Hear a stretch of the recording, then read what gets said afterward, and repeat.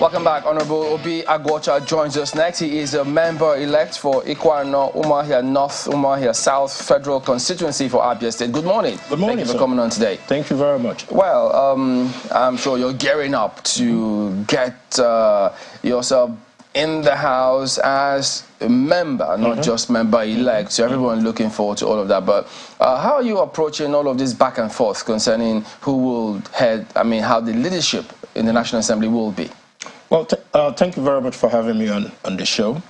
We're looking forward to Tuesday, June 13th. Two things will happen: the proclamation and then the election of the leadership, after which whoever emerges as the speaker will now sway in the other members to become fully members of the 10th Assembly. Well, there have been a lot of back and forth, starting with the composition and coloration of the House. As of today, APC is the majority. They have close to about 178 members. Then the greater majority, which is all the minority parties put together, we have close to about 2 votes more than them. We still have 2 outstanding elections to be decided. Now, based on international best practices, it's always the party that has the majority that will produce the presiding officers. So in this wise, APC will provide the presiding officer. It doesn't mean that the opposition cannot themselves put forth someone who can also run for the speaker and deputy speaker respectively. But for now, no opposition person is running, neither the PDP, Labour, NMPP, or otherwise minded are not running. So we are confronted by a selection for APC candidates. And we've met a lot of the candidates personally, as a group. But for me, I tend to believe that the zoning arrangement being put forward by APC is the only way forward, because zoning also protects the rights of the minorities. There are a lot of people who otherwise will be marginalized in the selection of presiding officers if we don't have zoning. And the zoning that they have put forth gives Southeast a very good opportunity in the presiding table. For a very long time, we've not had that opportunity in the House of Representatives. In terms of speakership, the Southeast have not had that opportunity for the last 40 years. But we're making progress. And the individuals that have been put forward by APC, for me, are men who have distinguished themselves in the parliament, passing bills. The person for the speakership, Abbas, has more bills passed in the House of Representatives. Has he campaigned to yourself and your members to support him? All of them, back and forth. We've had several candidates for speakership come to us. But you prefer to go with him? I prefer to go with him, because he is the one that I believe will bring about an intellectual content to the Federal House in this day and age of P2B, where Nigerians are yearning for good governance. Nigerians are yearning for something that is different. If by what we are seeing by APC, he stands tall above every other person who is running in APC. Is this a collective decision by members in your party, or this is what you think will happen? We are still going to take a position as in my own party, Labour Party, where maybe before Monday we will take that position. But for now, every member of Labour Party is at liberty to look at individually the candidates that are being presented to us. That was the position of the, or will I say that was the outcome of the meeting that the leadership of your party held with members of your party? Yes, we've had several meetings with the leadership of our party, including our presidential candidate, including the national chairman of the party. Nobody has been told, well, you can't go this way or go this way.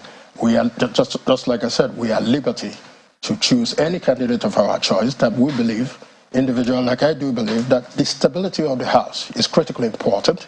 Having somebody who will also build upon a relationship with the executive, with the Nigerian people, is equally important for us. But somebody who will bring about, somebody who's competent, somebody who's going to be efficient, somebody who's going to be effective as a speaker that will bring all parties together, all individuals together towards a common purpose. That's why I believe Abbas. Why do you think members don't tend to see this? Because now you've had, if not almost, way much more contestants vying for the same position that we have had in recent history for this particular scenario. Well, everybody's at liberty to contest and also to object to the processes that are being put in place now, especially by APC. You say, well, we are the majority party. We are going to zone all the positions, and they've zoned all the positions, and then micro-zoned it. I don't see anything wrong with micro-zoning in the sense, well, if they're saying Tajuddin Abbas is the best person for the position, if they're saying Benjamin Carl is the best person for the position, I have yet to see any other person who has come out contrary to say these guys are not the best for the positions. So there's nothing wrong by saying... Isn't that why you have several other people who are saying, no, we're campaigning for this because... Absolutely. You see, this is almost half cup full, half cup empty. If the other guys are saying, well, we don't believe what APC is saying, we're going to be disobedient to APC, as they say, party is supreme, and they are not obeying the leadership of APC or the pronouncements of APC, well, that's their liberty to do that. And APC has not come out to say, well, because we prefer Tajuddin Abbas or Benjamin Carlo, that we're saying that nobody else should contest. So they are free to contest, and then when the opportunity comes on June 13th, then everybody will stand up and be accounted for. Yeah. How are you finding it, though? I mean, even though you haven't, the House hasn't been inaugurated, but looking at the fact that the House of Reps held their valedictory session yesterday, I don't know if you watched the... I didn't get to see it, but I heard it was You didn't look forward to what you were going to do much later? No, we had documentation processes going on yesterday, so a lot of us were busy. But from what we're told to us, it went very well. I was impressed that over 2,000 bills were passed. Then 500 were assented to. So I believe they've done fantastically well. But the 10th Assembly is going to be completely different, because the election that brought each and every one of us was an activist election, being driven by my party, driven by my presidential candidate, Peter Obi. So a lot of people are yearning for good governance. Things has to be done fantastically well this time. So you're going to have a different coloration, different people who are coming from different backgrounds. But one thing I like about the 10th Assembly that we're about to enter is that our determination, our commitment to the Project Nigeria will be unrivaled. You've had many instances to engage with your members, starting from the orientation, which was organized for members of the National Assembly, and I'm sure also this campaigning that must have gone on in terms of getting the leadership of the House, would have afforded you an opportunity to also interact.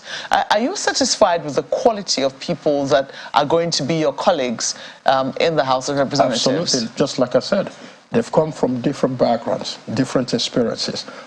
But one thing you cannot take away from them is their commitment and determination to do right, and determination to work for the Nigerian people to end poverty, to end unemployment, to work on the debt, basically to look at the debt profile of Nigeria, where 96% of every revenue inflow into Nigeria goes to servicing the debt. So how are we going to be able to, increase opportunity in Nigeria to ensure that we have economic growth, that we have human capital development and infrastructure development? Those are things that will be driving this 10th Assembly. That is no longer going to be business as usual. So we are committed to that. And every member that I've interacted with, either in our NIPS program, in our induction programs, and those things, ran for over time, and we were able to live together in various accommodations that were provided by the government. We had the opportunity to interact with each other, engage each other, to know our cultural differences. But nobody is coming here now with the pre-notions of tribe, religion, gender.